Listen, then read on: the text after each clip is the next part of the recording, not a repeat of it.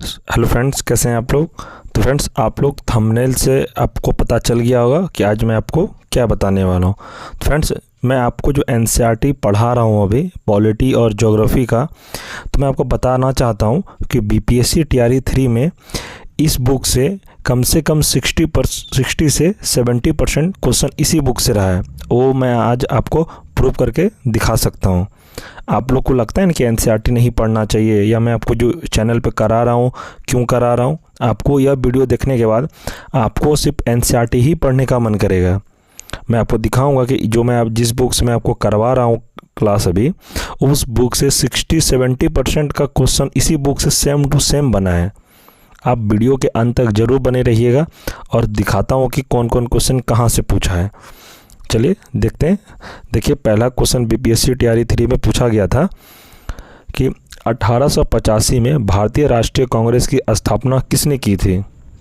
तो आपको पता है किसने की थी इसमें, तो एक भी इसमें आंसर सही नहीं है। तो किसने की थी कांग्रेस की स्थापना, तो एओ ह्यूम ने की थी ना, आपको पता है। देखिए ऑप्शन में तो एक भी नहीं है, तो इसमें आंसर मारा गया उपरोक्त में से कोई नहीं। आपको दिखाता हूँ कि ये कौन सा बुक में इसमें मिला गया आंसर। देखिए आप, यहाँ देखिए 1885 में भारतीय राष्ट्रीय कांग्रेस की स्थापना किसके द्वारा की गई थी, तो एओ ह्यूम के द्वारा की गई थी। मैं आपको प्रूफ के साथ दिखा रहा हूँ कि कौन सा क्वेश्चन इस बुक से मिला है आपको। आप टीआरई 3 में तैयारी किए होंगे, तो ये अगर बुक पढ़े होंगे तो आप लोग अच्छा स्कोर बिल्कुल किए होंगे। लेकिन आपको दिखा रहा हूँ कि जो मैं एनसीईआरटी पढ़ा रहा हूँ इस क्वेश्चन का जो कहाँ से पूछा था, देखिए इस बुक से एनसीईआरटी वाला जो मैं आपको करवा रहा हूँ वही बुक है। ये भी देखिए पूछा है ना सेम टू सेम। अब आगे दिखाता हूँ और आपको ये वाला देखिए, निम्नलिखित में से कौन सा भारतवर्ष के प्रथम निर्विरोध एवं सर्वसम्मति से निर्वाचित राष्ट्रपति हुए थे।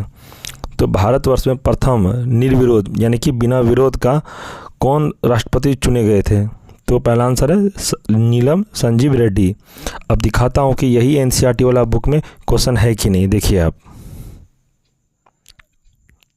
देखिए यहाँ पर निर्विरोध रूप से चुने गए भारत के प्रथम राष्ट्रपति कौन थे, तो नीलम संजीव रेड्डी।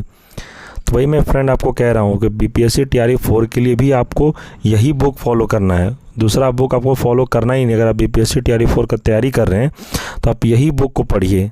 देखिए क्वेश्चन बना ना, यही एनसीईआरटी किताब जो मैं आपको बार बार कह रहा हूँ पढ़ने के लिए, ज्योग्राफी और पॉलिटी में इसी बुक से आपका करवा रहा हूँ। आप देख लीजिए, नीलम संजीव रेड्डी है इस बुक का नाम, यही बुक से पूछा गया था सेम टू सेम। और आपको दिखाता हूँ कितने क्वेश्चन पूछा गया था। आगे, निम्नलिखित में से किसमें टंगस्टन का प्रयोग किया जाता है, तो किसमें किया जाता है, ये हो जाएगा विद्युत बल्ब में, इसका सही आंसर है। अब ये वाला क्वेश्चन भी इसी बुक से है, आपको मैं और दिखाता हूँ कि ये बुक से क्वेश्चन है कि नहीं। ये देखिए, विद्युत बल्ब का तंतु किस धातु से निर्मित होता है, तो टंगस्टन से। मैंने कहा था फ्रेंड्स, मैं आपको प्रूफ करके दिखाऊंगा कि यही बुक से क्वेश्चन पूछा गया था बीपीएससी टीआरई 3 में। इसलिए आप लोग लूसेंट भी ख़राब नहीं, अगर आप लूसेंट पढ़ते हैं, लेकिन मैं आपको ज़्यादा प्रेफर करूँगा कि आप यही बुक को पढ़िए लेकर। महेश बर्नवाल की ये किताब है एनसीईआरटी 1 लाइनर, तो आपको यह किताब ज़रूर पढ़ना चाहिए। और आपके पास किताब नहीं लेना है तो मैं आपको इस चैनल पे ज़रूर पूरा टॉपिक के साथ कंप्लीट करा दूँगा, इसलिए मेरे चैनल से आप बने रहिएगा। ये 2 सब्जेक्ट कंप्लीट होने के बाद उसके बाद मैं सारा सब्जेक्ट शुरू कर दूंगा, हिस्ट्री है, पॉलिटी है, हर कुछ। अभी फ़िलहाल मैं और आपको क्वेश्चन दिखाता हूँ कि इस बुक से कितने क्वेश्चन और बने हैं। दिखाते हैं आपको दूसरा क्वेश्चन। बिहार में वहाबियों की गतिविधियों का मुख्य केंद्र कौन सा था, तो ये कौन सा केंद्र था ये बिहार में, तो ये पटना, इसका सही आंसर है। अब ये वाला भी क्वेश्चन आपको लग रहा होगा इस बुक में है कि नहीं, तो चलिए मैं आपको प्रूफ करता हूँ। सारा क्वेश्चन को आपको प्रूफ करके दिखाऊंगा क्या इस बुक से मिलता है कि नहीं क्वेश्चन। देखिए आप, बहावी आंदोलन कहाँ पे था, इसका केंद्र पटना में। सैयद अहमद राय और बरेली इसका वो आंदोलन करता था। देखिए है ना, पटना मुख्य केंद्र। मैं कहा ना फ्रेंड्स, मैं सारा क्वेश्चन को प्रूव करके आपको दिखाऊंगा। आपको लग रहा होगा मैं ऐसे ही बोल रहा हूँ, इसलिए कहता हूँ बार बार कि एनसीईआरटी पढ़िए। दुनिया भर का किताब पढ़ने से कुछ नहीं होता। आपको मार्केट में बहुत सारा नोट्स, शॉर्ट नोट्स, बहुत कुछ मिलेगा, लेकिन कम समय में बार बार यही बुक को आप पढ़िए। 1 से 2 बार ये बुक को ख़त्म कर दीजिए, आपका एग्ज़ाम 100% निकल जाएगा। आप TRE 4 के लिए भी यह बुक बहुत इंपॉर्टेंट है आपके लिए। और आपको और क्वेश्चन दिखाता हूँ, चलिए देखिए इसमें। और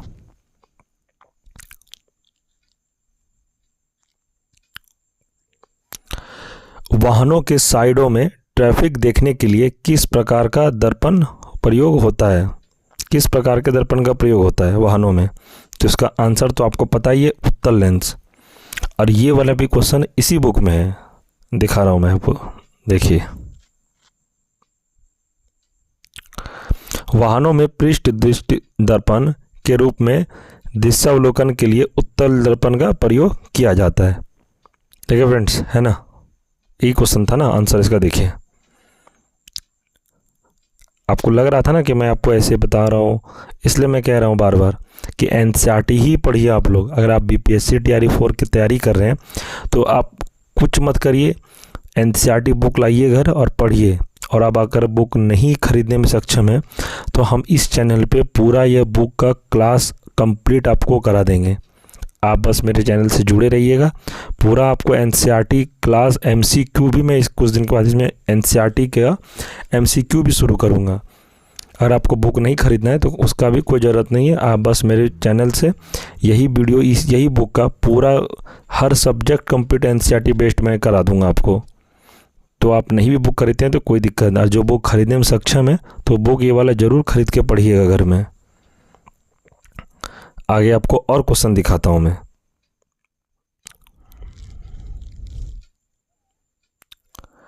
लंदन में सर कर्जन वाइली की हत्या किसने की थी?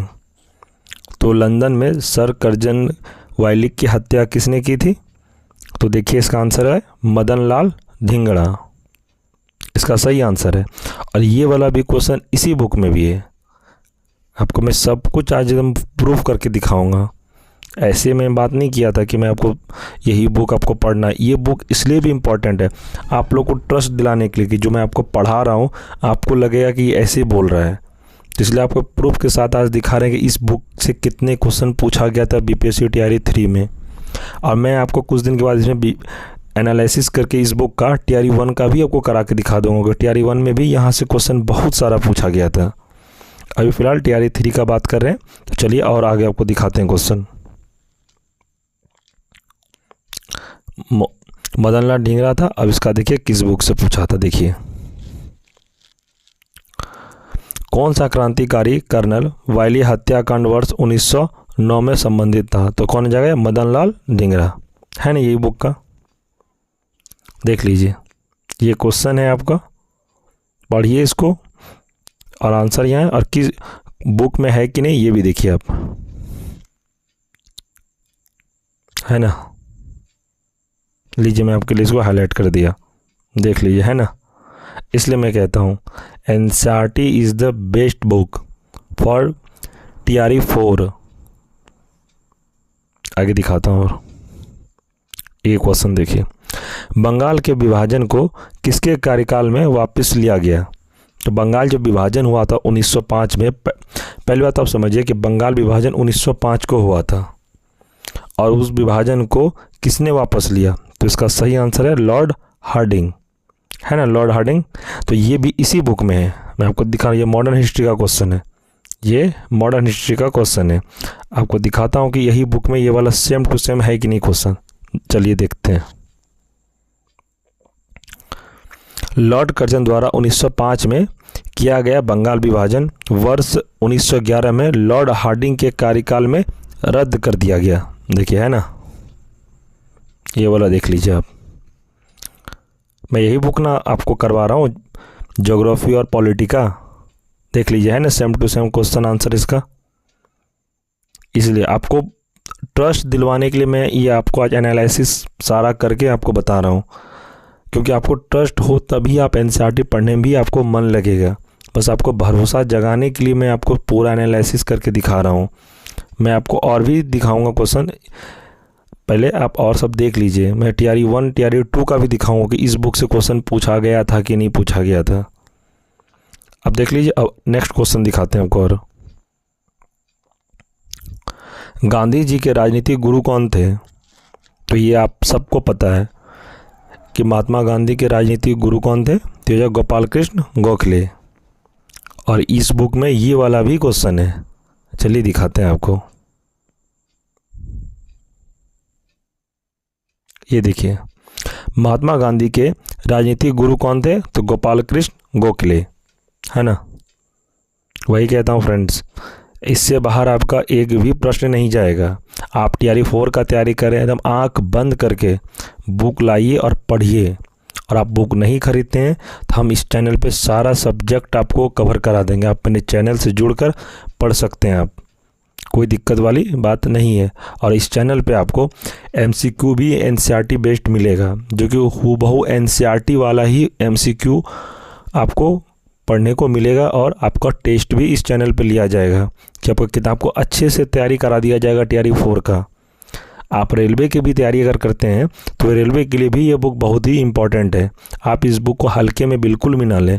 और बहुत मोटा मोटा बुक पढ़ने का कोई ज़रूरत नहीं, एग्ज़ाम में बस आपको पास करना है, ब्रिलियंट नहीं बनना है। उतना ही पढ़िए जितना एग्ज़ाम में पूछा जाता है। एक्स्ट्रा पढ़ने से होता है कि जो एग्ज़ाम में क्वेश्चन जानते हुए भी आप भूल जाते हैं। और आपको प्रश्न दिखाते हैं, चलिए ये वाला प्रश्न देख लीजिए। निम्न में से कौन सा नवीकरणीय ऊर्जा का स्रोत है? तो कौन सा है देख लीजिए। इसमें नवीकरणीय एक भी तो नहीं है ना। कोयला, नाभिकीय ईंधन, पेट्रोलियम, ये सब जलने के बाद दोबारा इसका उपयोग कर सकते हैं हम लोग? नहीं ना। नवीकरणीय ऊर्जा का स्रोत इसमें से एक भी नहीं है। तो उपरोक्त में से कोई नहीं, इसमें आंसर सही होगा। और आपको दिखाते हैं, ये वाला भी प्रश्न इसी बुक में है। देखिए, ऊर्जा इसका चैप्टर का नाम है, देखिए पहले ही पेज में इसका है। देखिए, नवीकरणीय ऊर्जा का संसाधन क्या है? सौर ऊर्जा, पवन ऊर्जा, जल विद्युत, बायोगैस, भूतापीय ऊर्जा, कचरे से उत्पादित ऊर्जा, ज्वारीय ऊर्जा। नवीकरणीय ऊर्जा के बारे में देख लीजिए, है ना। मिल गया ना आपको इसी बुक में। मैं कहा था फ्रेंड्स, आपको हर कुछ मैं प्रूव करके दिखाऊंगा कि TRE 3 में क्वेश्चन पूछा गया है कि नहीं। यहाँ से आप देखते जाइए बस। ये वाला देखिए, यहाँ देखिए। अब एक विद्युत फ्यूज किस प्रभाव पर कार्य करता है? तो किस प्रभाव पर कार्य करता है? इसका आंसर है इसमें विद्युत धारा का तापीय प्रभाव। अब ये भी क्वेश्चन यही बुक से आपको दिखाते हैं।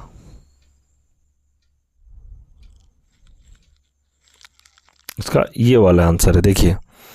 फ्यूज में प्रयुक्त होने वाला तार की क्या विशेषता है? तो उच्च प्रतिरोधक शक्ति का निम्न गलनांक। इसका यही आंसर हो जाएगा। इसमें सेम टू सेम नहीं, लेकिन इस क्वेश्चन का आंसर यही होगा आपका। और आपको क्वेश्चन दिखाते हैं, देखिए। शांत घाटी साइलेंट वैली किस राज्य में स्थित है? तो शांत घाटी साइलेंट वैली किस राज्य में स्थित है? तो ये केरल में स्थित है। तो ये वाला भी क्वेश्चन यही बुक से है। मैं आपको वो भी क्वेश्चन दिखाता हूँ, देखिए। यहाँ देखिए, साइलेंट वैली राष्ट्रीय उद्यान कहाँ पर है? तो केरल में स्थित है। देख लीजिए इसको, है ना। सारा प्रश्न फ्रेंड्स यही बुक से पूछा गया है। और स्टूडेंट लोग ज़्यादातर शॉर्ट नोट्स, मैराथन वीडियो के फेर में रहते हैं, जिससे उसका एग्ज़ाम नहीं निकलता है। अगर आप ये बुक्स ढंग से पढ़ लेते हैं ना, तो आपका एग्ज़ाम निकलने से कोई नहीं रुक सकता। जीके जीएस के लिए आपका बहुत ही रामबाण बुक है ये। आप मेरे साथ चैनल पर जुड़कर पढ़ भी सकते हैं इसको। ऐसा नहीं है कि मैं आप क्लास नहीं कराऊंगा, इसमें सारा क्लास चलेगा। अभी 2 सब्जेक्ट का क्लास चल रहा है, ज्योग्राफी चल रहा है और पॉलिटी चल रहा है।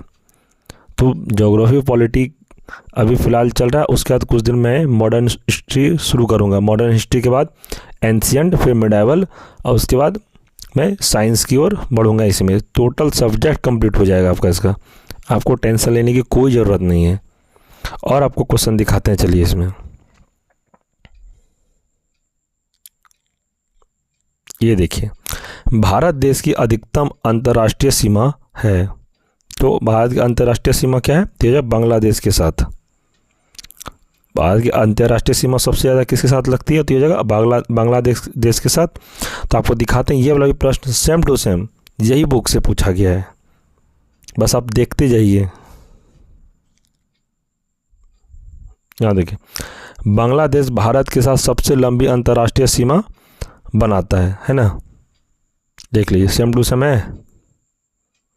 भारत अंतर्राष्ट्रीय स्थलीय सीमा बनाता है, सबसे ज़्यादा यही बनाता है बांग्लादेश। मैंने कहा ना फ्रेंड, आपको सारा कुछ यही बुक से मिलेगा। आप लोग बस इधर उधर फेर में रह जाते हैं, इसका कोर्स उसका कोर्स, और एग्ज़ाम निकलता है नहीं। आपको ये वाला भी क्वेश्चन दिखाते हैं, ये भी क्वेश्चन यही बुक से है, सेम टू सेम है। आप देखिए, ग्रीनविच मध्य समय GMT से भारतीय मानक समय IST कितना आगे रहता है? तो ये जाएगा आंसर इसका 5.5 घंटा। तो आपको दिखाते हैं ये वाला भी क्वेश्चन यही बुक से है। चलिए देखते हैं। यहाँ देखिए, भारतीय मानक समय एवं ग्रीनविच मध्य समय में कितने घंटे का अंतर होता है? तो 5.5 घंटे का। देख लीजिए, है ना। मैं आप लोगों के लिए थोड़ा 2 सेकंड में रुक जाता हूँ, आप लोग अच्छे से पहले पढ़ लीजिए है कि नहीं। आपको एक बार फिर से क्वेश्चन दिखाता हूँ, देखिए क्वेश्चन, है ना। पढ़ लिए क्वेश्चन, अब आपको देखिए इसका आंसर यहाँ है कि नहीं। ये है, पढ़िए इसको, है ना सेम टू सेम। और आपको प्रश्न दिखाते हैं, देखिए ये वाला देखिए, ये मॉडर्न हिस्ट्री का क्वेश्चन है। प्रथम गोलमेज सम्मेलन के समय भारत का गवर्नर जनरल कौन था? तो गोलमेज सम्मेलन जब हो रहा था उसमें भारत का गवर्नर जनरल कौन था? तो इसका आंसर है लॉर्ड इरविन। आपको और दिखाते हैं इसका, ये वाला भी क्वेश्चन यही बुक से है। तो देखिए यहाँ, गांधी इरविन समझौता को दिल्ली समझौता भी कहा जाता है। तो ये कब हुआ था? 5 मार्च 1931 को, है ना। गांधी इरविन, ये तीनों गोलमेज सम्मेलन में यही थे। देखिए गांधी इरविन समझौते में कौन थे? इरविन समझौता, है ना, इसमें इरविन। तो यही इसका आंसर हो जाएगा। और आगे देखिए, शीत ऋतु में तमिलनाडु के तटीय क्षेत्रों में वर्षा का कारण क्या है? तो क्या है? लौटते हुए दक्षिण पश्चिम मानसून। ये वाला भी क्वेश्चन यही बुक में आपका है, दिखाते हैं आपको।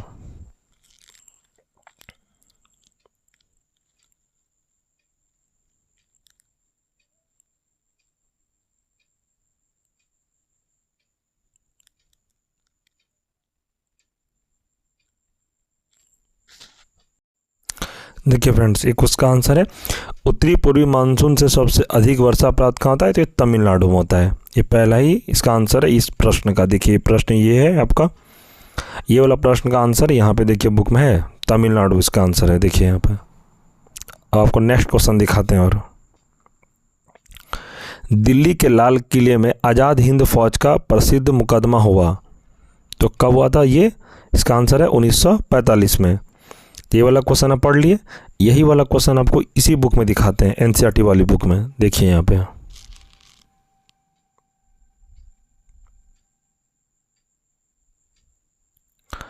ब्रिटिश सरकार ने आज़ाद हिंद फौज के सैनिकों एवं अधिकारियों को गिरफ्तार कर नवंबर 1945 में दिल्ली के लाल किले में उन पर मुकदमा चलाया, है ना। 1945 में ये क्वेश्चन देखिए हमें, आज़ाद हिंद फौज प्रसिद्ध मुकदमा 1945 में मिल गया ना।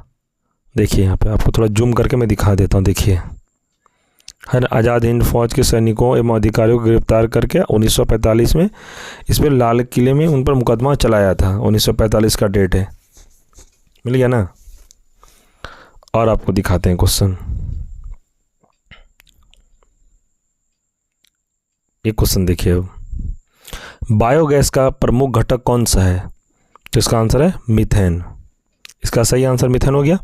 अब आपको दिखाते हैं ये वाला क्वेश्चन इस बुक में है कि नहीं। चलिए यहाँ देखिए, गोबर गैस का मुख्य घटक क्या है? तो ये जगह मीथेन, इसी को बायोगैस भी कहते हैं, है ना, मीथेन इसका सही आंसर।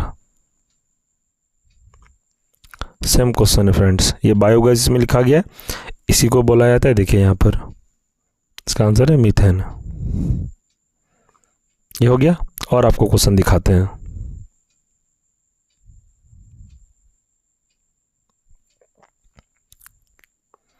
पृथ्वी एवं सूर्य के बीच अधिकतम दूरी होती है, इसको क्या कहते हैं? तो अपसोर में। अपसोर में कहते हैं। ये वाला क्वेश्चन में ज़्यादातर स्टूडेंट कंफ्यूज हुआ था, अपसोर और उपसोर में। तो दिखाते हैं, ये वाला भी प्रश्न अपसोर और उपसोर के बारे में बढ़िया से दिया गया। चलिए दिखाते हैं ये वाला प्रश्न का आंसर है कि नहीं इस बुक में। देखिए यहाँ पे अपसोर है ना। पृथ्वी जब सूर्य से अधिकतम दूरी पर होती है तो इसे अपसोर कहते हैं। ऐसी स्थिति में 4 जुलाई को होती है। और यहाँ देखिए उपसोर के बारे में भी दिया गया है। देख लें फ्रेंड्स, है ना सही आंसर इसका इस बुक में। मैं आपको कहा था, देखिए एक बार फिर से आप पढ़ लीजिए। पृथ्वी एवं सूर्य के बीच अधिकतम दूरी होती है, उसको हम लोग अपसोर कहते हैं। देखिए यहाँ पे है ना,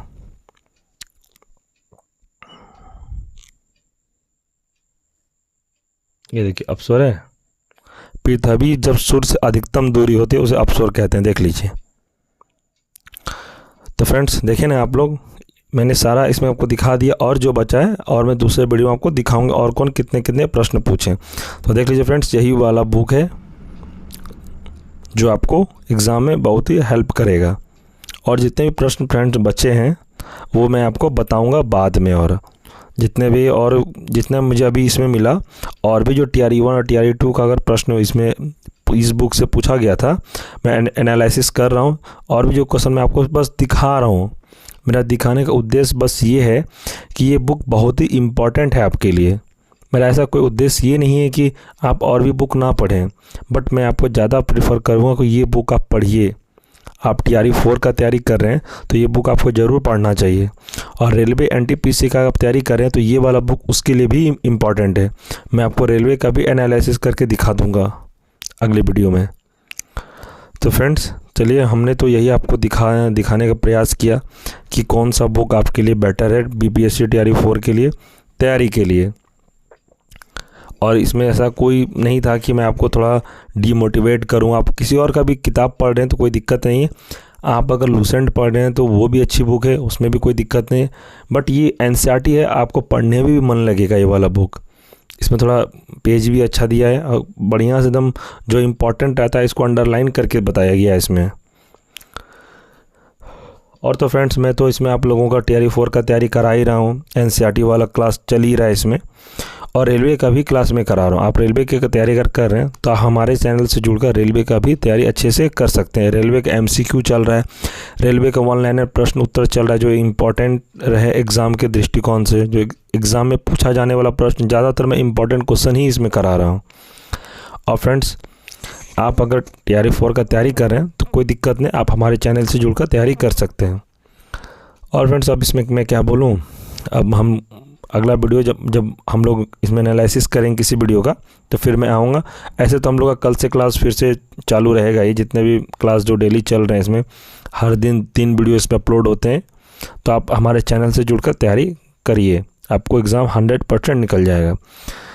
तो ठीक है फ्रेंड्स, आपसे एक छोटा सा रिक्वेस्ट है, अगर आप चैनल पर नए हैं तो चैनल को सब्सक्राइब जरूर कर लें। और आपको वीडियो अगर पसंद आया तो लाइक ज़रूर करें। और फ्रेंड्स अगर आप कोई वीडियो अगर पसंद आए और किसी फ्रेंड आपका तैयारी कर रहा है तो उसको भी ये वीडियो शेयर ज़रूर कर दें। ठीक है फ्रेंड्स, नेक्स्ट वीडियो में मिलते हैं।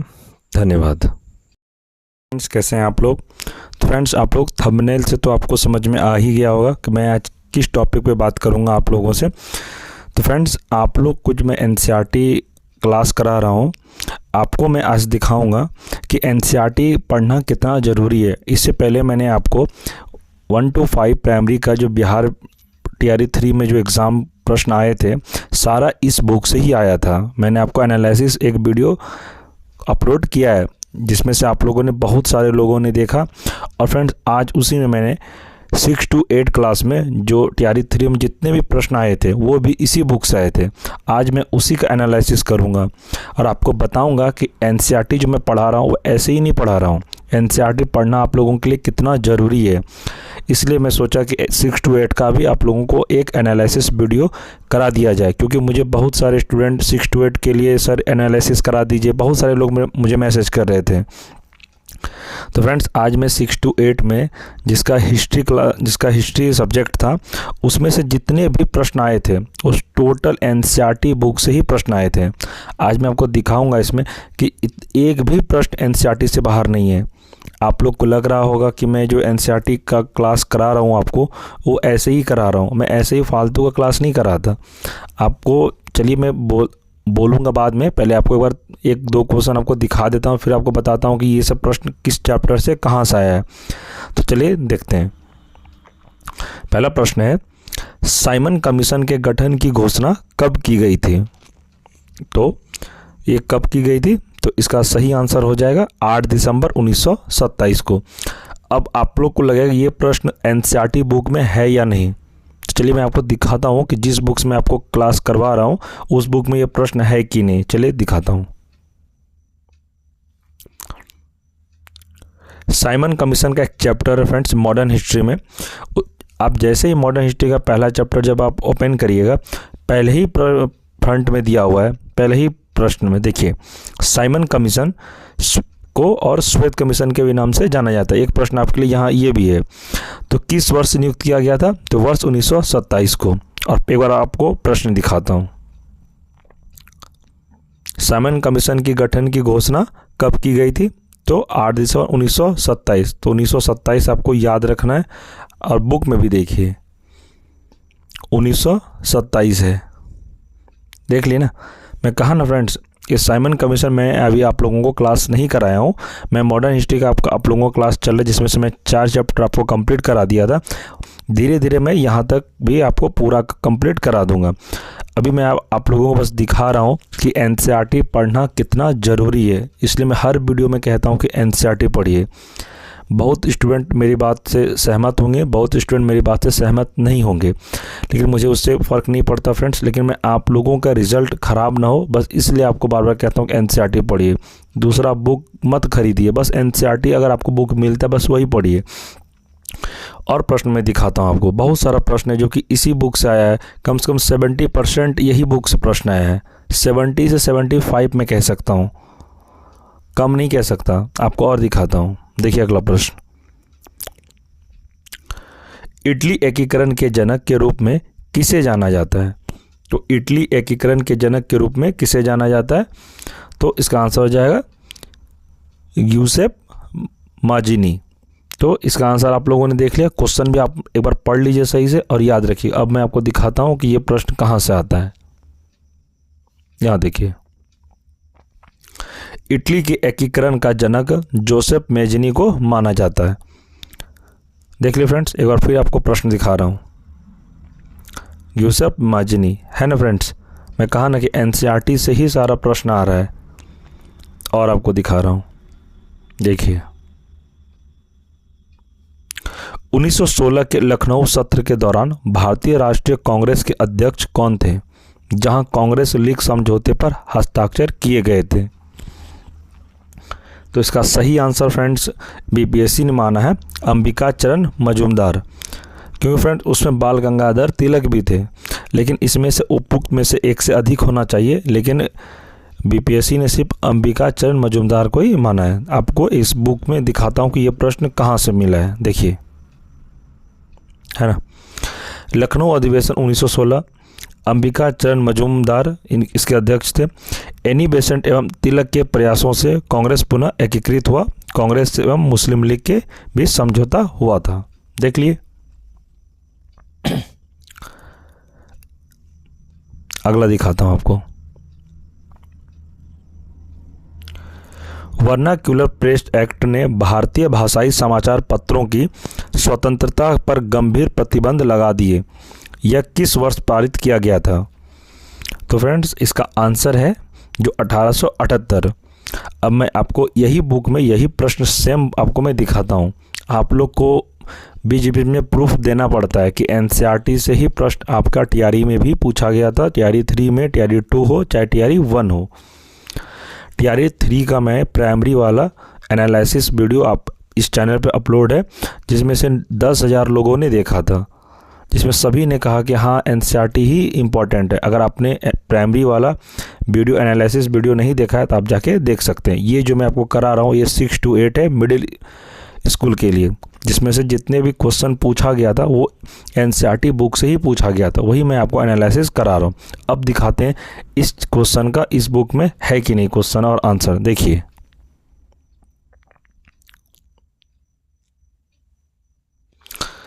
लीटन द्वारा वर्नाक्यूलर प्रेस एक्ट पारित कर किस वर्ष भारतीय समाचार पत्रों पर प्रतिबंध लगा दिया गया था?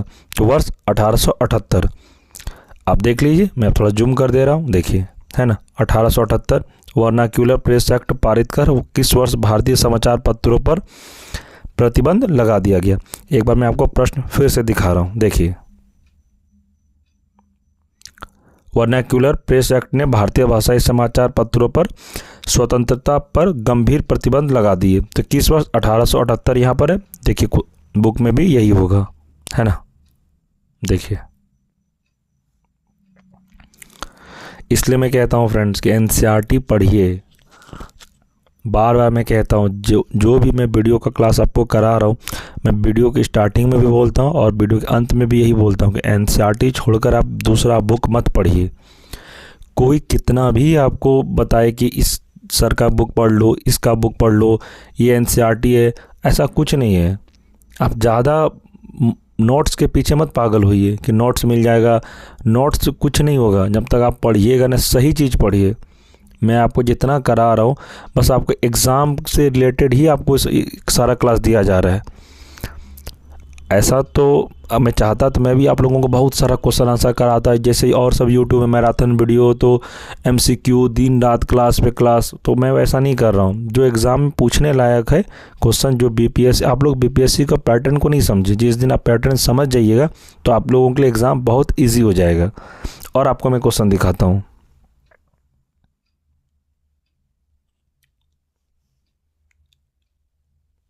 देखिए, कांग्रेस सोशलिस्ट पार्टी का गठन किस वर्ष हुआ था?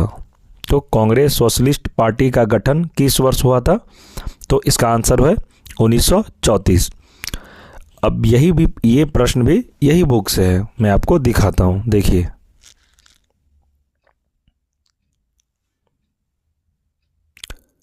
बिहार सोशलिस्ट पार्टी के संस्थापक जयप्रकाश नारायण जिन्हें लोक नायक के नाम से जाना जाता है, ये यहां पर हो गया। आपको मैं दिखा रहा हूं, कांग्रेस सोशलिस्ट पार्टी की पहली बैठक कहाँ हुई थी? तो पटना में हुई थी वर्ष 1934 को। एक बार आपको प्रश्न और दिखा रहा हूं, देखिए, कांग्रेस सोशलिस्ट पार्टी का गठन किस वर्ष हुआ? तो 1934 है। फिर यही प्रश्न इस बुक में आपको मैं दिखा रहा हूं, देखिएगा, ध्यान से देखिएगा। कांग्रेस सोशलिस्ट पार्टी की पहली बैठक कहाँ हुई थी? तो पटना में हुई थी 1934। तो बिहार से रिलेटेड फ्रेंड्स आपको एग्जाम में प्रश्न 8 से 10 प्रश्न 100% मिलेंगे। तो ये बिहार से रिलेटेड है, तो ये प्रश्न आप लोगों के लिए टीआरई 4 के लिए भी इम्पॉर्टेंट है, तो इसको आप लोग नोट जरूर करिएगा। आज मैं आपको इस वीडियो में बस बताने के यही उद्देश्य है कि एनसीईआरटी अगर आप लोग नहीं पढ़ रहे हैं अभी तक तो एनसीईआरटी पढ़ना शुरू कर दीजिए। दूसरा बुक को बंद करिए और एनसीईआरटी पढ़िए। मैं चाहूँ तो आपको बोल दूं कि आप बिहार का एनसीईआरटी किताब भी पढ़ सकते हैं, लेकिन एनसीईआरटी किताब में बहुत सारा जो पॉइंट होते हैं वो अपडेटेड नहीं है, क्योंकि बीपीएससी खुद कहा है कि एनसीईआरटी का ही मैं मानूंगा, क्योंकि एनसीईआरटी में बहुत सारा जो क्वेश्चन बहुत लड़का लोग टीआरई 3 में चैलेंज किए थे, तो एनसीईआरटी किताब में जो था वो बीपीएससी नहीं माने, वो बोले नहीं एनसीईआरटी में अपडेटेड मिलता है, इसलिए आप एनसीईआरटी भी मत पढ़िए, बस एनसीईआरटी पढ़िए। और मैं आपको प्रश्न दिखा रहा हूँ, देखिए,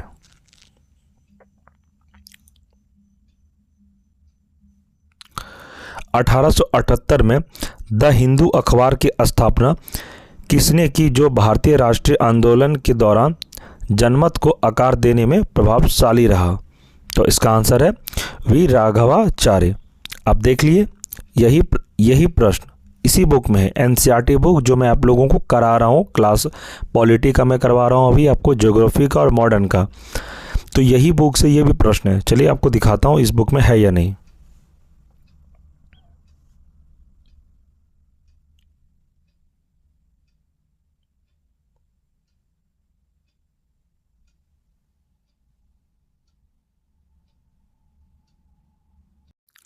ये देखिए, है ना, हिंदू 1878, वीर राघवाचार्य, है ना। देखिए बार फिर से आपको प्रश्न दिखा रहा हूँ। द हिंदू अखबार की स्थापना 1878 में जो भारतीय राष्ट्रीय आंदोलन के दौरान जनमत को आकार देने में प्रभावशाली रहा, तो वीर राघवाचार्य थे ये। तो यहाँ देखिए आपको दिखा रहे हैं, हिंदू 1878 है और वीर राघवाचार्य, है ना। इसलिए मैं कह रहा हूँ कि एनसीईआरटी में आपको सारा प्रश्न मिल जाएगा, जितने भी एग्ज़ाम अभी TRE 1, TRE 2 या TRE 3, सारा प्रश्न आपको इस बुक में मिल जाएगा। इसलिए आप दूसरा बुक, मैं बार बार कहता हूँ, दूसरा बुक आपको हाथ भी नहीं लगाना है। आपको मैं जितना करा रहा हूँ आप बस कर लीजिए, इसके बाहर आपका प्रश्न एक भी नहीं जाएगा। मैं गारंटी 100% कहता हूँ। गारंटी में इसलिए भी, आप लोग खुद भी देख लीजिए, TRE 2 में भी प्रश्न यहीं से पूछा, TRE 3 में भी एनसीईआरटी यही बुक से प्रश्न पूछा। इसलिए कहता हूँ, मैं जो कह रहा हूँ फ्रेंड्स, आप बात मानिए और अपना एनसीईआरटी बुक ही पढ़िए। अब देखिए नेक्स्ट प्रश्न आपको मैं दिखा रहा हूँ। देखिए, निम्नलिखित में से कौन से प्रमुख कपास उत्पादक राज्य है? तो कौन सा राज्य है? इसमें ऑप्शन सभी को माना उपयुक्त में से एक से अधिक। तो देखिए ये वाला प्रश्न मैं आपको इसी बुक में दिखा रहा हूं।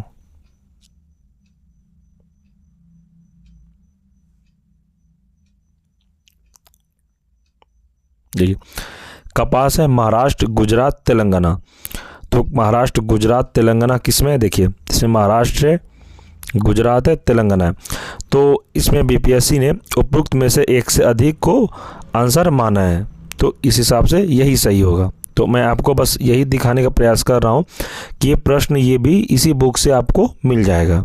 अगला प्रश्न दिखाते हैं।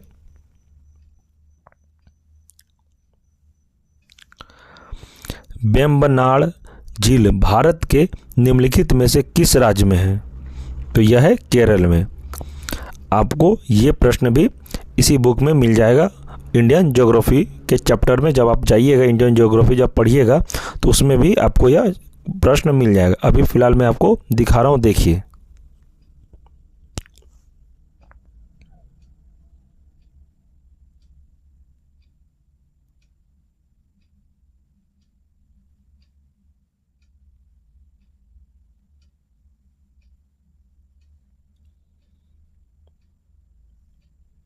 यहाँ देखिए, भारत की प्रमुख झीलें, है ना, वेम्बनाड, जो कि एक केरल राज्य में स्थित है। मैं कहा ना फ्रेंड्स, सारा क्वेश्चन आपको इसी बुक से मिलेगा। ये जलप्रपात और झीलें वाला जब चैप्टर आप निकालिएगा, तो ये वाला क्वेश्चन आपको मिल जाएगा। वेम्बनाड झील भारत के निम्नलिखित में से किस राज्य में? तो केरल में। इंडियन ज्योग्राफी जब आप, ये बुक आपके पास अगर अवेलेबल है अभी, तो ये जलप्रपात और झील वाला जब आप चैप्टर निकालेंगे तो आपको इसमें मिल जाएगा। और बहुत सारा फ्रेंड्स इसमें लोग का कहना है, आप लोग कहते भी हैं, अगर सर मैं ये बुक नहीं खरीदूं तो क्या आप अपने चैनल पे पूरा एनसीईआरटी करा देंगे? तो फ्रेंड्स बिल्कुल मैं करा दूंगा। आपको अगर बुक नहीं आपको ख़रीदना है तो कोई दिक्कत नहीं, आप हमारे चैनल से जुड़कर पूरा का पूरा एनसीईआरटी बुक पढ़ सकते हैं। मैं आपको ज्योग्राफी, पॉलिटी और मॉडर्न अभी पढ़ा ही रहा हूँ। धीरे धीरे मैं सारा सब्जेक्ट इसमें शुरू कर दूंगा। इसलिए आपके पास बुक नहीं है तो कोई बात नहीं, आपको मैं इसी चैनल पे सारा कंप्लीट करा दूंगा। TRE 4 से रिलेटेड जितने भी प्रश्न आएंगे, आपको एग्ज़ाम से पहले तक सारा सब्जेक्ट कंप्लीट मिलेगा आपको। और आगे दिखाते हैं। देखिए, भारत में बॉक्साइट का सबसे बड़ा उत्पादक राज्य कौन सा है? तो ये कौन सा है? तो इसमें देख लीजिए, तमिलनाडु, कर्नाटक, बिहार। तो इनमें से कोई आंसर नहीं है। तो बीपीएससी ने भी माना उपयुक्त में से कोई नहीं। और आपको दिखाते हैं कि ये बॉक्साइट वाला जो प्रश्न है वो इसी बुक में है। वो कौन सा उसका सही आंसर है, चलिए देखते हैं।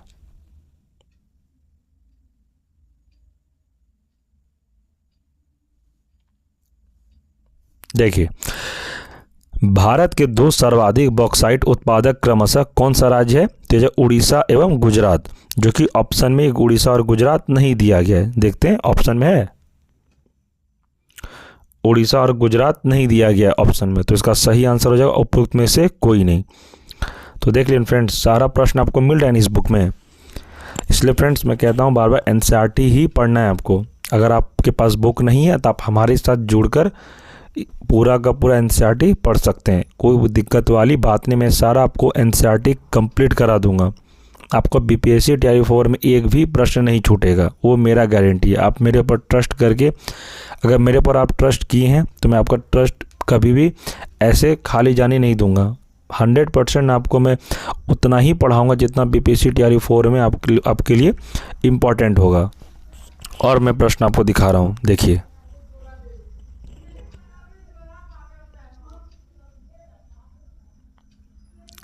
देखिए, भारत में सन 1904 में प्रथम सीमेंट उद्योग संयंत्र कहाँ स्थापित किया गया था?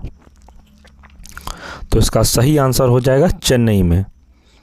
तो ये कौन सा प्रश्न है, एक बार आप प्रश्न को सही से पढ़ लीजिए, फिर मैं आपको इस बुक में दिखाता हूँ। 1904 में प्रथम सीमेंट उद्योग संयंत्र। तो चलिए दिखाते हैं इस बुक में ये प्रश्न है या नहीं। चलिए देखते हैं।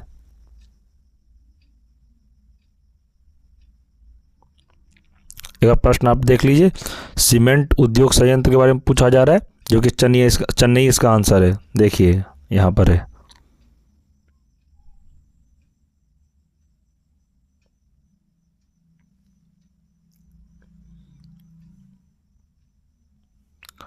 वर्ष 1904 में देश का प्रथम सीमेंट कारखाना कहाँ स्थापित किया गया था? तो ये जगह चेन्नई में।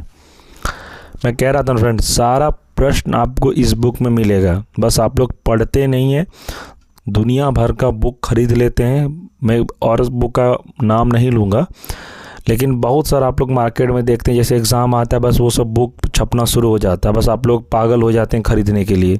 ये नहीं सोचते हैं कि कौन सा पढ़ें जो कि एग्ज़ाम में हमारे लिए इम्पॉर्टेंट है। पैटर्न समझिए।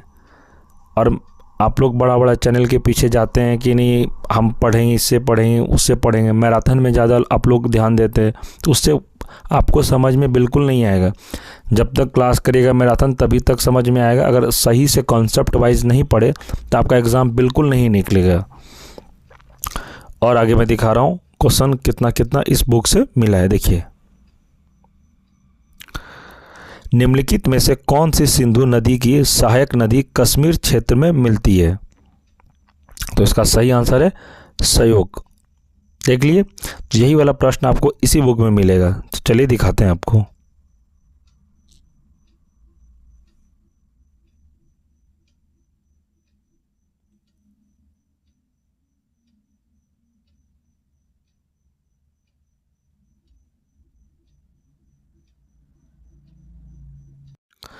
देखिए फ्रेंड्स, इसी में दिया है, यहाँ देखिए सिंधु नदी है, इसका कहाँ सहायक नदी क्या? सतलज है, व्यास है, रावी है, चेनाब है, झेलम है। और इसी में देखिए एक दिया है, अब मैं थोड़ा जूम कर देता है ना, संयुक्त।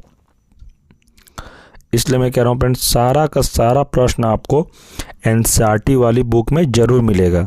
आप लोग बस इधर उधर ना भटकिए, जितना मैं करा रहा हूँ बस उतना कर लीजिए, आपका एग्ज़ाम 100% निकल जाएगा। और प्रश्न देखिए आप, कौन सी नदी भारत और नेपाल के बीच सीमा बनाती है? तो भारत और नेपाल के बीच कौन सी नदी सीमा बनाती है? तो इसका आंसर है काली, है ना। तो और मैं दिखाता हूँ, ये प्रश्न भी इसी बुक में, एनसीईआरटी बुक में। ये मैं जो आपको करा रहा हूँ ये 6 to 8 के लिए है। देखिए यहाँ पर है ना।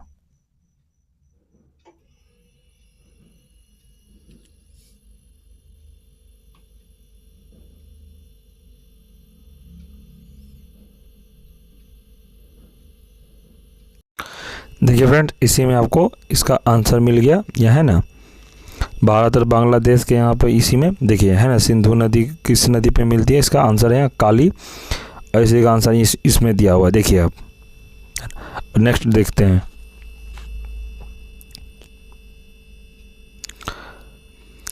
भारत में घड़ियाल प्रजनन केंद्र कहाँ स्थापित किया गया है? तो घड़ियाल प्रजनन केंद्र कहाँ स्थापित किया गया? इसका आंसर है मुरैना, जो कि मध्य प्रदेश में है। आपको दिखाते हैं, ये प्रश्न भी इसी बुक में है।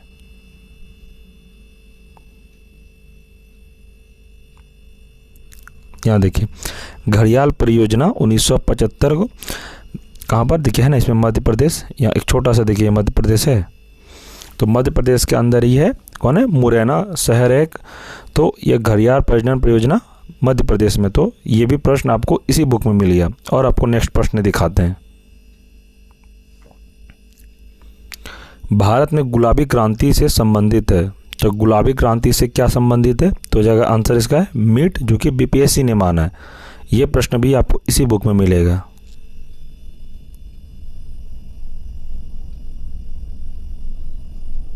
है ना, गुलाबी क्रांति, प्याज उत्पादन, झींगा, मछली, तो यह भी बीपीएससी ने माना है। इसको आंसर मीट। देख लिए, ये भी प्रश्न आपको मिल गया इसमें, और आपको दिखा रहे हैं।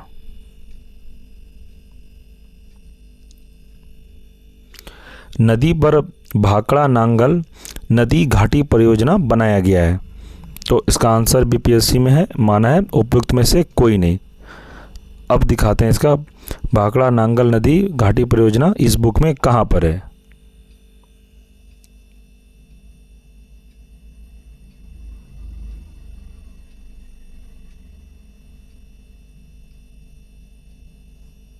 देखिए, सतलज नदी है, भाखड़ा नांगल नाथपा झाकड़ीबाद कुल, जो कि चंबल नदी में है ना। मिल गया ना, ये प्रश्न भी आपको मिल गया। यहाँ मैं थोड़ा जूम कर देता हूँ, देख लीजिए। इसलिए मैं कहता हूँ फ्रेंड्स, एनसीईआरटी को छोड़कर आपको कुछ नहीं पढ़ना। अगर आपको बीपीएससी टीआरई 4 का एग्ज़ाम निकालना है तो टीआरई 4 के लिए बस एनसीईआरटी बुक पढ़िए। अगर आपके पास बुक नहीं है, आप हमारे साथ जुड़कर तैयारी कर सकते हैं। मैं आपको सारा का सारा सब्जेक्ट कंप्लीट करा दूंगा इस पर। देखिए प्रश्न, पारा ईंट का अग्रणी उत्पादक प्रदेश कौन सा है, तो इसका आंसर है बिहार। अब दिखाते हैं, ये प्रश्न भी इसी बुक में है।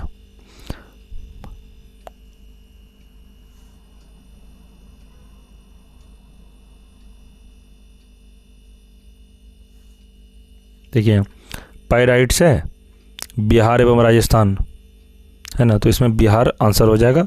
मैं कहा फ्रेंड्स, सारा का सारा आपको आंसर इसी में आंसर मिलेगा, इसी बुक में। और दिखा रहे हैं प्रश्न आपको, निम्नलिखित में से कौन सा एक कवक मुर्गी रोग है, तो इसका आंसर है रानीखेत। ये प्रश्न भी इसी बुक में, चलिए दिखाते हैं।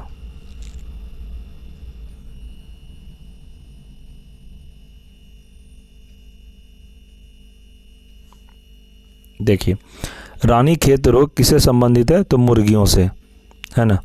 एक बार प्रश्न आपको फिर से दिखा देता हूँ। देखिए यहाँ क्या लिखा है, कौन सा एक कवक मुर्गी रोग से है, तो रानीखेत के बारे में। तो देखिए यहाँ रानीखेत है, रानीखेत रोग किससे संबंधित है, तो मुर्गियों से। इसलिए मैं कहता हूँ फ्रेंड्स, एनसीईआरटी बुक पढ़िए, अदरवाइज़ कोई बुक मत पढ़िए। आपका एग्ज़ाम बिल्कुल नहीं निकलेगा अगर 10 किताब के फेयर में आप रह जाइएगा। तो आगे दिखाते हैं।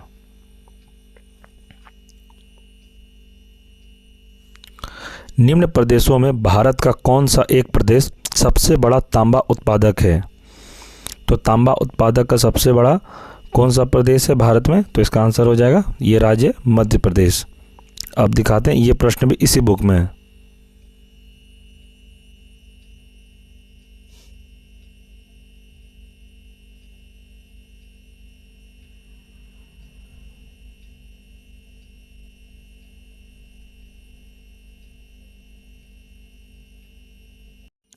देखिए फ्रेंड्स, यहाँ पर है, तांबा का सर्वाधिक उत्पादन मलाजखंड क्षेत्र, जो कि मध्य प्रदेश में होता है, जबकि इसके सबसे अधिक भंडार राजस्थान में है।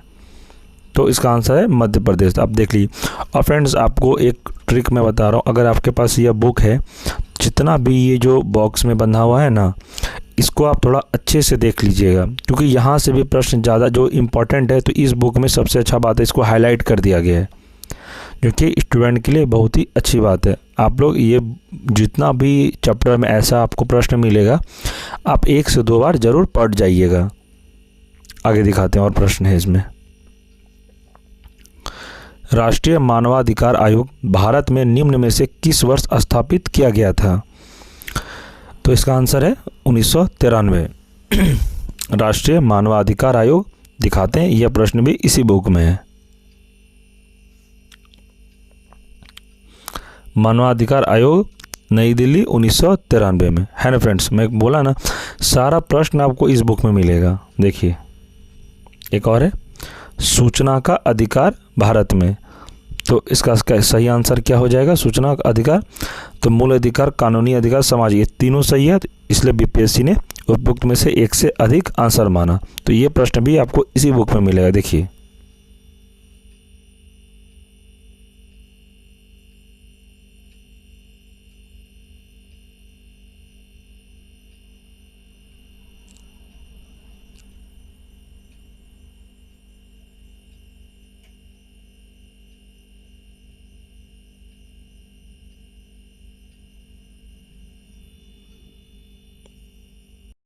देखिए फ्रेंड्स, इसी का है ये आंसर। यहाँ देखिए, केंद्रीय सूचना आयोग है ना, इसमें है वैधानिक निकाय। वैधानिक निकाय में फ्रेंड्स सारा कुछ आ जाता है, इसका कानूनी अधिकार, सामाजिक मूल अधिकार, सब कुछ आ जाता है, इसलिए इसका आंसर बीपीएससी ने उपयुक्त में से एक से अधिक माना। आगे प्रश्न दिखा रहे हैं आपको। डॉक्टर BR अम्बेडकर निम्न में से किस तिथि को प्रारूप समिति के अध्यक्ष चुने गए थे या नियुक्त किए गए थे? तो इसका सही आंसर है, देखिए, उपयुक्त में से कोई नहीं, इसमें से एक भी सही नहीं है, तो इसका आंसर हो जाएगा उपयुक्त में से कोई नहीं। ये प्रश्न भी आपको इसी बुक में मिलेगा। चलिए दिखाते हैं। यहाँ देखिए, संविधान सभा ने डॉक्टर भीमराव अंबेडकर की अध्यक्षता में प्रारूप समिति का गठन कब किया था? 29 अगस्त 1947 को। तो इसका आंसर हो जाएगा 29 अगस्त 1947, जो कि इसमें से किसी में भी नहीं दिया है। देखिए फ्रेंड्स, मिला ना, ये प्रश्न भी आपको मिल गया इसमें। इसलिए मैं कहता हूँ कि एनसीईआरटी छोड़कर आपको कोई बुक नहीं पढ़ना है। आप मेरे साथ चैनल से जुड़कर पूरा का पूरा एनसीईआरटी पढ़ लीजिए, आपका एग्ज़ाम 100% निकल जाएगा। आगे दिखाते हैं, और भी प्रश्न है इसमें, भी बहुत सारा प्रश्न है जो कि TRE 3 मिडिल स्कूल यानी कि 6 to 8 क्लास में पूछा गया था। बस मैं आपको एनालिसिस करा के दिखा रहा हूँ कि 6 to 8 में कितना सारा प्रश्न इस बुक से आया था। देखिए,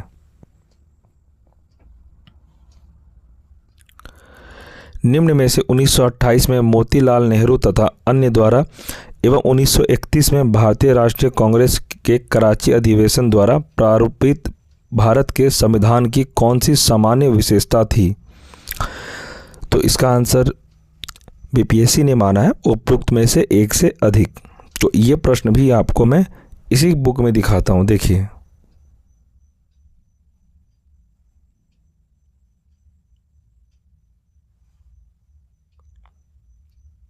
एक बार प्रश्न आपको मैं फिर से दिखा रहा हूँ। देखिए, 1928 1931 कांग्रेस कराची अधिवेशन के बारे में पूछा गया। देखिए यहाँ पे 1931 कराची, वल्लभ भाई पटेल और कौन कौन था? मूल अधिकार का प्रस्ताव, गांधी इरविन समझौता का अनुमोदन। तो एक से अधिक बीपीएससी ने माना फ्रेंड्स। तो देख लीजिए, मैं दिखा दिया ना, सारा प्रश्न इसी बुक से आपको मिलेगा। देखिए, फिर निम्न में से लोकसभा का कोरम कौन सा है? तो इसका आंसर है, यह सदन की कुल संख्या का 1/10 है। यह प्रश्न भी आपको इसी बुक में मिलेगा। देखिए,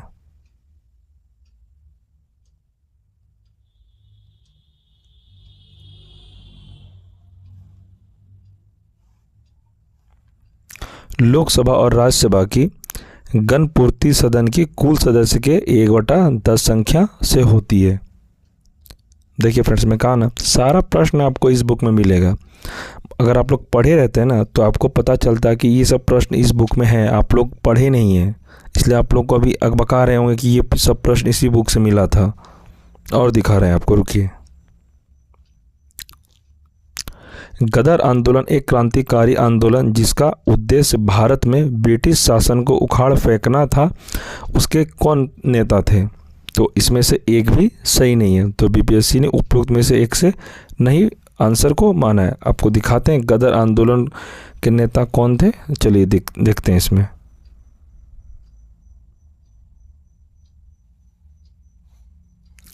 गदर पार्टी 1913 को स्थापना हुआ था। लाला हरदयाल, रामचंद्र, बरकतुल्ला, सोहन सिंह बाकना थे, जो कि ऑप्शन में ये सब नहीं दिया है। देखिए, इसलिए इसका आंसर उपयुक्त में से एक से नहीं होगा आंसर। देखिए फ्रेंड्स, मिला ना, सारा प्रश्न आपको इस बुक से मिल जाएगा। और देखिए यहाँ पे,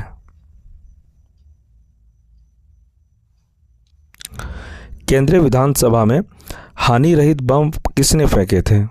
तो यह बम किसने फेंके थे? तो यह बटुकेश्वर दत्त ने। तो ये प्रश्न भी फ्रेंड्स इसी बुक में फ्रेंड्स है। और फ्रेंड्स मैं आपको एक बात बताना चाहूँ, बहुत फ्रेंड्स मेहनत लगा ये पूरा एनालिसिस कराने में, जितना इसलिए क्योंकि आप लोग इतना मतलब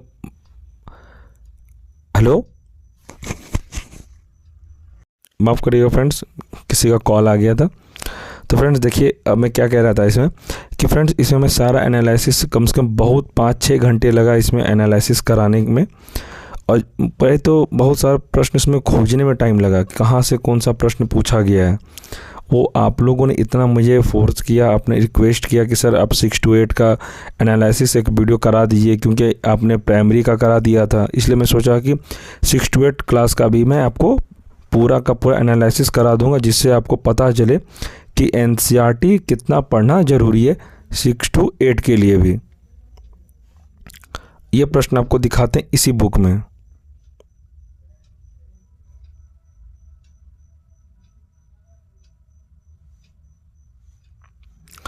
बटुकेश्वर दत्त है ना आंसर। केंद्रीय विधानसभा में बम फेंका था 1929 में। मिल गया ना फ्रेंड्स, इसी बुक में सारा प्रश्न मिलेगा आपको एनसीईआरटी बुक में। इसलिए बार बार कहता हूँ, एनसीईआरटी छोड़कर आपको कुछ नहीं पढ़ना है। कोई भी टीचर आपको बोले कि मेरा बुक खरीद लीजिए, मेरा नोट्स ले लीजिए, आपको बिल्कुल नहीं लेना है। चुपचाप एनसीईआरटी बुक पढ़िए। आपके पास एनसीईआरटी बुक नहीं है, आप हमारे साथ जुड़िए, मैं आपको पूरा का पूरा गाइड करूँगा कैसे आपको पढ़ना है, एग्ज़ाम में कैसे निकलेगा, कौन सा टॉपिक आपके लिए बेटर होगा, सारा कुछ बताऊँगा। आगे प्रश्न देखते हैं अभी। सुभाष चंद्र बोस किस वर्ष भारतीय राष्ट्रीय कांग्रेस के अध्यक्ष बने थे? तो इसका आंसर है उपरोक्त में से एक से अधिक, क्योंकि फ्रेंड्स ये 1938 में भी इसका अध्यक्ष बने थे। ये 2 बार अध्यक्ष चुने गए थे कांग्रेस के। तो इसका आंसर हो जाएगा उपरोक्त में से एक से अधिक। तो ये प्रश्न भी आपको इसी बुक में मिलेगा, दिखाते हैं चलिए।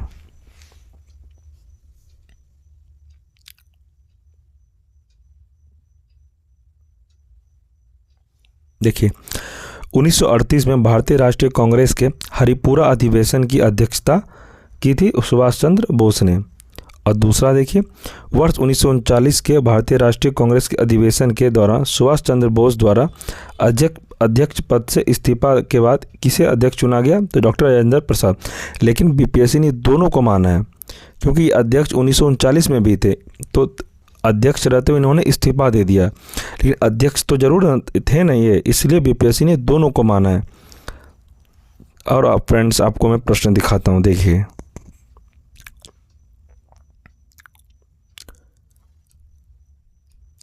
हमारे शरीर में मलेरिया परजीवी का भंडारण स्थल है, तो कहाँ पर है? तो हो जाएगा आंसर पीलाहाम में। ये प्रश्न भी मैं आपको इसी बुक में दिखाता हूँ, ये बायोलॉजी का प्रश्न है, देखिए।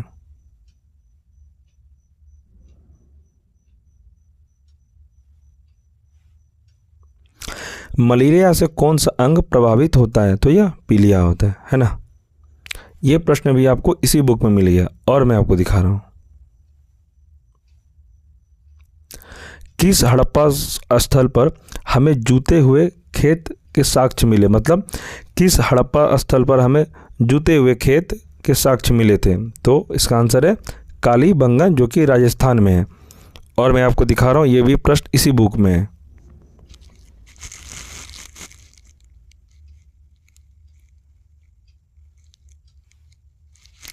ये देखिए, कालीबंगा जो कि राजस्थान में है, जूते हुए खेत का साक्ष्य मिला था। मकान फ्रेंड, सारा प्रश्न आपको इसी बुक में मिलेगा। आप लोग इधर उधर मत भटकिए, बस ये बुक लाइए और पढ़िए। देखिए और आपको दिखा रहे हैं प्रश्न।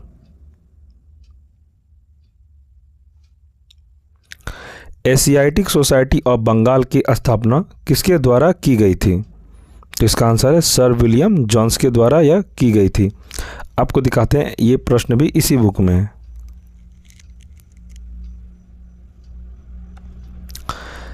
वर्ष 1784 में कलकत्ता में एशियाटिक सोसाइटी ऑफ बंगाल की स्थापना किसके द्वारा की गई थी? तो सर विलियम जोन्स के द्वारा की गई थी। एक बार प्रश्न आपको और दिखाते हैं, देखिए, है ना। ये प्रश्न आप एक बार देख लीजिए सही से, फिर आपको दिखा रहे हैं आंसर इसका इस बुक में है कि नहीं। देखिए, इसलिए फ्रेंड्स मैं कहता हूँ 6 to 8 के लिए भी ये बुक इम्पॉर्टेंट, अगर आप टीजीटी का तैयारी कर रहे हैं या फिर पीजीटी का, इसके लिए भी यह बुक बहुत ही इम्पॉर्टेंट है। आप अगर ये बुक अच्छे से पढ़ लेते हैं, क्योंकि 6 से लेकर 12 क्लास तक एनसीईआरटी के सार संग्रह बुक है ये, आपका इससे बाहर प्रश्न एक भी नहीं जाएगा। बस आप लोग अच्छे से 1 से 2 बार आप पढ़ लीजिए, आपका एग्ज़ाम निकल जाएगा। देखिए फ्रेंड्स, मैंने आपको सारा का सारा इसमें क्वेश्चन आपका एनालिसिस करा दिया, जिसमें से अभी तक कोई भी आपको इतना एनालिसिस सही से नहीं कराया होगा। और फ्रेंड्स, आपको यह एनालिसिस कराने का मेरा एक ही उद्देश्य है, क्योंकि आप लोग एनसीईआरटी नहीं पढ़ते हैं, बस एनसीईआरटी पे आपका भरोसा जताने के लिए आप एनसीईआरटी पे ट्रस्ट करके आप एनसीईआरटी पढ़िए। इसलिए मैं एनसीईआरटी बुक का आपको एनालिसिस वीडियो करा दिया। और फ्रेंड्स, एनसीईआरटी आप नहीं लेते हैं तो आप हमारे चैनल से भी जुड़कर पढ़ सकते हैं। देखिए, इस सारा का सारा प्रश्न मैंने आपको इस वीडियो में कंप्लीट करा दिया। और फ्रेंड्स, आप जाके बुक खरीद के मिला लीजिएगा, सारा प्रश्न आपको इसी बुक से मिलेगा। जितना भी प्रश्न है, बस एनसीईआरटी आप पढ़िए और एग्ज़ाम में एक सीट को कंफर्म करिए। और फ्रेंड्स, आप अगर टीआरई 4 का तैयारी करना चाहते हैं, आप हमारे चैनल से जुड़कर टीआरई 4 का फुल कोर्स कंप्लीट करिए। यूट्यूब पर मैं पूरा का पूरा पढ़ा रहा हूँ, उसमें ज्योग्राफी, पॉलिटी, मॉडर्न अभी चल रहा है, और एमसीक्यू का भी मैं आपको सेशन करा रहा हूँ। तो फ्रेंड्स, आप टीआरई 4 का तैयारी हमारे साथ जुड़कर कर सकते हैं। अगर ये बुक आपके पास नहीं है तो कोई दिक्कत नहीं, मैं सारा कंप्लीट इसी चैनल पर यही बुक का मैं एनसीईआरटी आपको अच्छे से पढ़ा दूँगा। तो ठीक है फ्रेंड, हम लोग अब नेक्स्ट वीडियो में मिलेंगे। और फ्रेंड्स, आपसे एक छोटा सा रिक्वेस्ट है, अगर आप चैनल पर नए हैं तो चैनल को सब्सक्राइब जरूर कर लें। और फ्रेंड्स, आप ये कमेंट में बताइएगा कि यह वीडियो आपको कैसा लगा, और आपको पहले से पता था या नहीं कि ये प्रश्न इस बुक से इतना प्रश्न मिला है। कम से कम 70% आपको इस बुक से प्रश्न मिल गया। और भी प्रश्न बहुत सारे हैं फ्रेंड्स, मैंने बस आपको भरोसा एनसीईआरटी पे रखने के लिए मैं आपको कराया। अभी बहुत सारा प्रश्न इसमें मिलेंगे, तो मैं सोचा ज़्यादा प्रश्न लेने से सही है हुआ कि वीडियो बहुत ज़्यादा लॉन्ग हो जाएगा, इसलिए मैं कुछ प्रश्न लिया जो कि आपको मैं बता सकूं कि ये बुक आपके लिए कितना इम्पोर्टेंट है। इसलिए मैं आपको एनालिसिस करा दिया ये 6 to 8 के लिए। ये 6 to 8 का आज का जो मैंने एनालिसिस किया, ये 6 to 8 क्लास में जितने भी प्रश्न पूछे गए थे टीआरई 3 में वो सारा का सारा कंप्लीट मैंने आपको करा दिया। और फ्रेंड्स, आप अच्छे से तैयारी करिए, एनसीईआरटी को छोड़कर कुछ मत पढ़िए, आपका रिज़ल्ट 100% हो जाएगा। तो ठीक है फ्रेंड्स, हम लोग नेक्स्ट वीडियो में मिलेंगे। और फ्रेंड्स, आप अगर टेलीग्राम से ज्वाइन होना चाहते हैं तो वीडियो के डिस्क्रिप्शन में लिंक दिया है, आप टेलीग्राम से ज्वाइन हो जाइए। वहाँ पे आपको PDF नोट्स, स्टडी मटेरियल, सारा कुछ एग्ज़ाम से रिलेटेड मिलता रहेगा। और फ्रेंड्स, एक बात, आप हमारे चैनल पे डेली ज्योग्राफी, पॉलिटी का क्लास चल रहा है, आप क्लास करिए और अपना बीपीएससी टीआरई 4 का तैयारी को अच्छे ढंग से बेहतरीन बनाइए। तो ठीक है फ्रेंड्स, वीडियो पसंद आया हो तो लाइक करें और अपने दोस्तों में भी इसे शेयर करें। और फ्रेंड्स, आप कमेंट करके बताइएगा कि यह वीडियो आपको कैसा लगा, और कोई भी डाउट हो तो आप कमेंट करिए, आपको उसका जवाब दिया जाएगा। कोई भी आपको मन में है कि ये सर से पूछना चाहिए तो आप कमेंट करिए, मैं आपको उसका जवाब दूंगा। ऐसा आपको नहीं सोचना है कि सर रिप्लाई नहीं करेंगे, मैं लेट से करूंगा रिप्लाई, लेकिन बिल्कुल रिप्लाई करूंगा। तो ठीक है फ्रेंड्स, नेक्स्ट वीडियो में हम लोग मिलते हैं। और फ्रेंड्स, टीआरई 4 बहुत जल्द आने वाला है, इधर उधर न्यूज़ के चक्कर में मत पड़िए, टीआरई 4 का तैयारी आराम से करिए। टीआरई 4 नेक्स्ट मंथ आपको देखने के लिए ज़रूर मिलेगा, इसलिए फ्रेंड्स लेट मत करना है आपको, बस पढ़िए, कुछ मत सोचिए, बस अपना टीआरई 4 के पीछे ही लगल रहिए।